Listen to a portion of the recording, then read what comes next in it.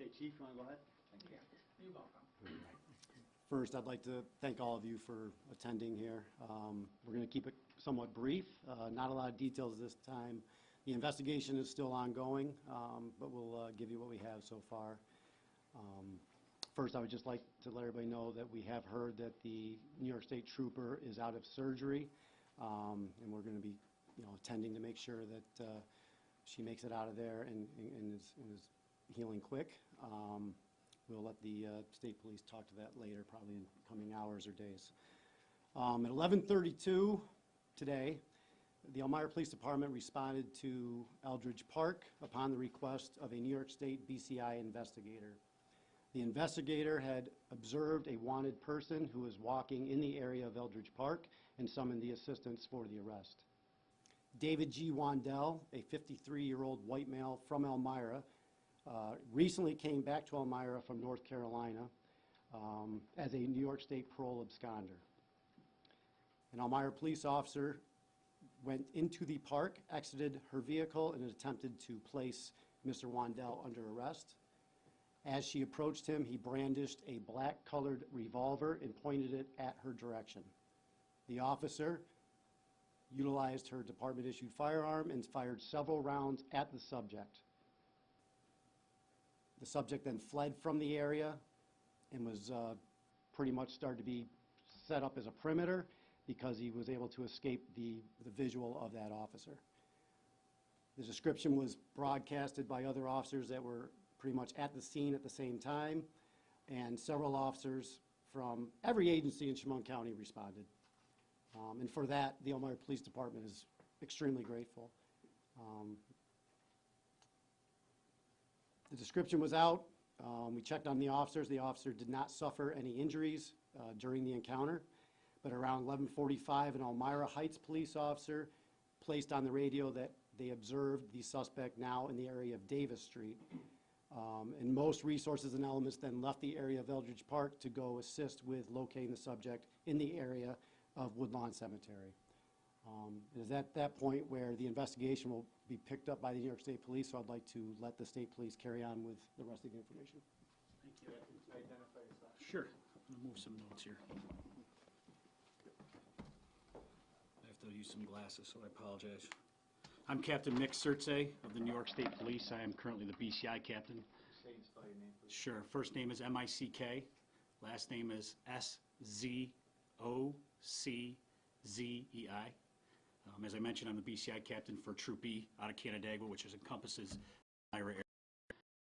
As the chief mentioned, I'm going to pick up from where the subject was seen again at Woodlawn Cemetery. Several agencies converged on the area, engaged the subject again, verbally with verbal commands, attempting to get him to stop his actions. It was within that Woodlawn Cemetery, a smaller perimeter of the various agencies was around the gentleman. Long story short is he brandished a weapon at the officers there, and they shot the subject there, and he's located deceased at Woodlawn Cemetery. At this time, the state police will become the lead investigators in regards to the investigation, working with all the agencies involved. We'll be tasked with going through all the steps, the normal investigation, and working with the Attorney General's office as well. They've been notified, and they have investigators and individuals on scene, which we'll share information back and forth with. The most important thing that I ask for and that the investigators ask for is if anybody within Eldridge Park or between Eldridge Park and Woodlawn Cemetery saw something, if they could contact either the Elmira PD or the State Police in Horseheads. The number at State Police for Horseheads is 607-739-8797. The investigation is going to continue. The area around Woodlawn Cemetery will be closed to traffic for some considerable time as we process that scene. At the request of Elmira Police Department, we've processed the scene at Eldridge Park as well. So this will all be pulled together.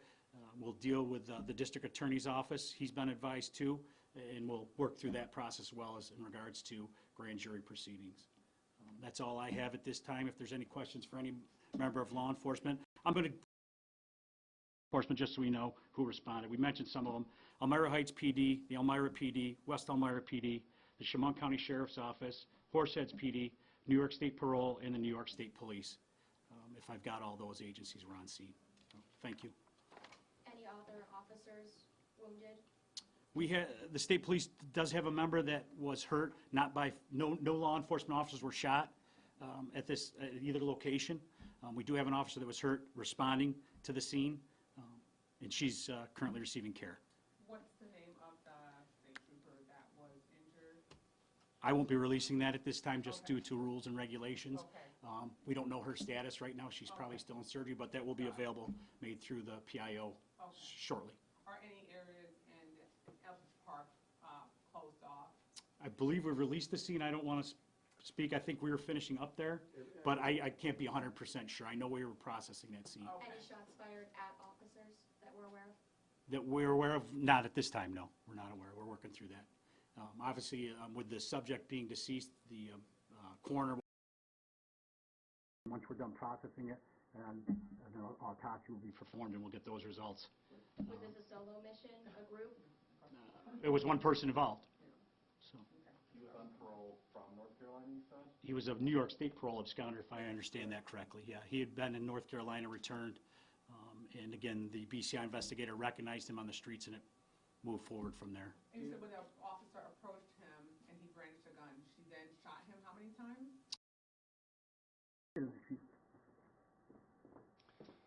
She fired at him. We do not know at this point of the investigation whether or not she actually struck him with any rounds. Okay. And as far as the amount of rounds fired, I can't be, I can say multiple. Yeah. But again, the investigation is being handled by the New York State Police. Okay. Some witnesses say that there was a pedestrian, a jogger that was hit in crossfire near Davis. Is that at all true? That's the first I've heard of anything such as that. Was it the trooper who was injured was the one who shot the suspect? I don't believe so, It was no. a different officer, okay. Was it one of your officers who shot him, or can you say that at this time? or- That's under investigation. We can't say that at this time. Multiple agencies have responded. Obviously, what we'll do in the state police is we'll take the time to work with all the agencies that had members on scene and determine who fired, who didn't. That's a long process.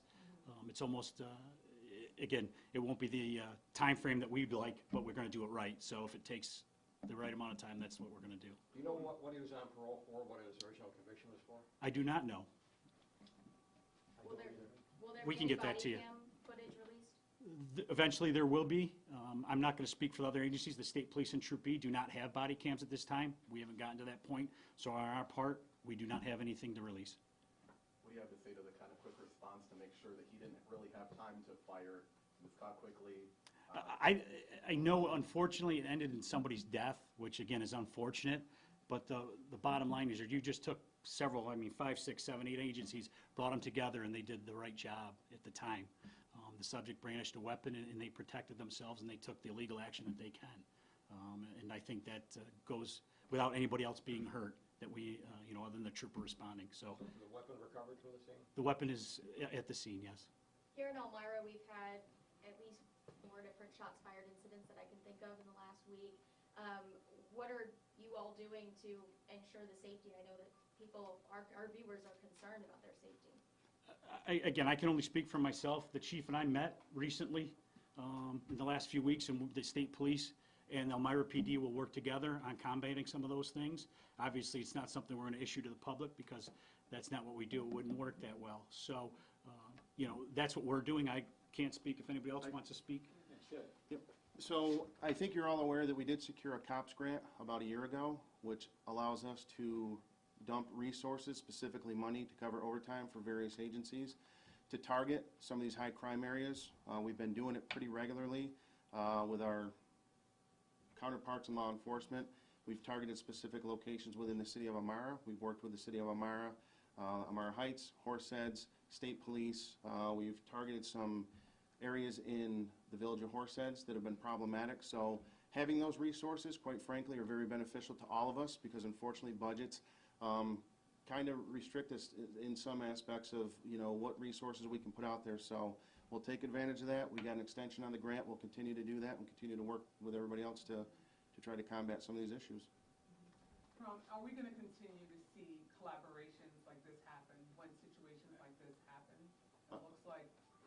Unquestionably. I think that goes without saying. Is this something new that, you Oh, no. started 100%. I have been very fortunate as soon as I was able to free up and get some meetings with my fellow colleagues here. They have been nothing but supportive and offered every possible thing that we could ever ask for and more. They understand the plight of the city right now with the gun violence, and again, I'm getting calls all the time from agencies, so we're very fortunate. And for today's incident, I think, to the captain's point, that this was a perfect collaboration of all these multi-agencies, coming together and doing the job that needed to be done.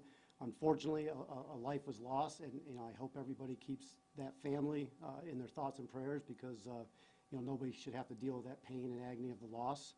But with that said, I'm also extremely of my officers and how they acted and how they performed today, and that of all the other agencies. So I think moving forward, absolutely, you're going to see this type of teamwork. Chief, you said yesterday Elmira is done with the gun game. You told that to me, that's a quote. Now we're here today. What do you have to say now? We're still done with it, obviously, and we take it seriously, and we are going to combat gun violence, whether that puts us in some type of peril. That's our job, and we're not going to back down, and we're not going to shy away, and you're going to still see us on the streets. And because of the resources being committed from other agencies, you're going to see a lot more of us. Chief, lastly, I spoke to a member of the community, and he says that he was in his kitchen cooking breakfast when he heard the gunshots, and he says he ran outside, and he explained, I said, well, how safe do you feel here? And he says that things are improving here in Elmira. He's been here for close to 30 years. He's like, things are improving, but he feels like things are not getting better fast enough. Can you just explain to people just a little bit of what it takes? I know you can't put a time on it, but I think we are at an unprecedented time right now. The city of Elmira, at least for the police department, we have not seen this uptick in gun violence, at least in the 25 years that I've been here, at this steady rate. It's something of a phenomenon that we're still trying to wrap our heads around and try to understand the science behind it. There's a lot of talk, and I do believe that a lot of this has to do with some of the bail reform and other laws that were enacted in New York State. I think it's emboldened criminals. They know that they're not going to be locked up for the night on most charges. And I think that it right now has just kind of given a perception to the bad guys in our communities that it's kind of a free-for-all right now. And hopefully showing that we are persistent and that we're not going to back down, and that we're going to continue to commit to this mission. We're going to wear them down. I mean, eventually, we're just going to keep taking all their guns. So I can't give you a time frame on that. Obviously, if I could have a magic wand and make it all go away tonight, I would absolutely do that. I do fear for the citizens of this city. It's not good right now, and unfortunately, that is my responsibility, and I take that seriously. So we're doing what we can. I just want to make one point about the bail reform that the chief mentioned, and just to give you a perspective, we have a facility that houses up to 264 inmates. Last year, at the height of bail reform, our population plummeted to 60. That is unheard of. That means there's a lot of people that belong in jail that aren't in jail. So we share the same frustrations the public does, but that's when they have to step up, talk to their senators, make sure that they get these laws changed, reversed. We'll see what's on the horizon with the new governor, but honestly, that contributes to a lot. There's a lot of people on the streets that don't belong there. When you drop the population that low, that's a telltale sign. So, What are you hoping to work with the new administration? Obviously, we have a new governor 4 days ago. What are you hoping that she does or her office does to work with you guys and understand what you're saying? So I do know that it's not probably common practice for the governor to contact a sheriff in particular, but I do know that this new governor has reached out to the county executive already twice within a week and a half, which was 2 times more than the previous governor ever contacted him. So hopefully they'll listen to the stakeholders. When you pass these laws and you don't have the proper stakeholders at the table, that's a problem. You can't pass the laws that affect law enforcement and not have law enforcement representative there to kind of pitch a different side of that. Hopefully they'll be a little bit more receptive and open up and include the right stakeholders when they're making some of these decisions. Chief, Chief, I have one more Thanks. question for you, if possible. How Thanks. close was the Thank you. female Thank officer you. to? Thank you, guys.